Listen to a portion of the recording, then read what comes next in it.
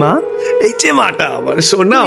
কি মা? মা হচ্ছে আমি, তুমি না। আচ্ছা, দুদিনের বুড়ি সে আবার মা। আজকে থেকে আমার স্কুল ছুটি, আর এদিকে আমি একটা নতুন পিৎজা বানানো শিখেছি। কোনো কথা না, তুমি আমাকে হেল্প করবে। অবশ্যই করবো মা। সর্বনাশ, আবার এক্সপেরিমেন্ট।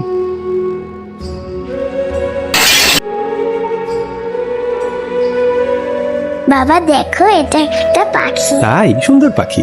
বাপ মেয়ে যখন একসাথে থাকো সারাটা বাড়ি মাথায়, আর পুরোটা বাড়ি আমার সামলাতে হয়। Sorry boss.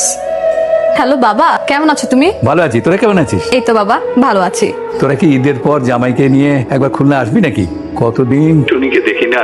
দেখি বাবা, ও যা ব্যস্ত। না না, আমি বলেছি বলি আসতে হবে না, তোদের সুবিধা মতো আসলেই হবে। আচ্ছা বাবা, তুমি এখন ঘুমাও। কি দেখো? ভাবছি টুনিকে কখনো বিয়ে দেবো না, আমার বাবাও তাই বলতো। আর দিলেও ঘর জামাই রাখবো। তোমার ইচ্ছে।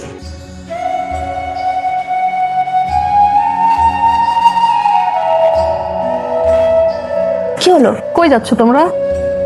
কই যাচ্ছ? টুনিকে একদিন দেখবো না ভাবতেই পারি না, অথচ আমারই মতো কোনো মেয়ের বাবা তার মেয়েকে ছাড়া ঈদ করছে বছরের পর বছর। ব্যাপারটা এর আগে কখনো মাথায় আসেনি। সরি। এই তোরা রেডি তো? কি ব্যাপার বৌমা, তুমি এখনো রেডি হওনি?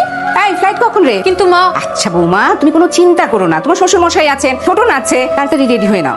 টাটা দাদু ভাই, টাটা। বিয়ের পর আমারও বাবা মাকে ছেড়ে ঈদ করতে কষ্ট হতো। আর এই লোকটা কখনো বলেছো চলো এবার তোমাদের বাড়িতে ঈদ করি? বললাম তো সরি।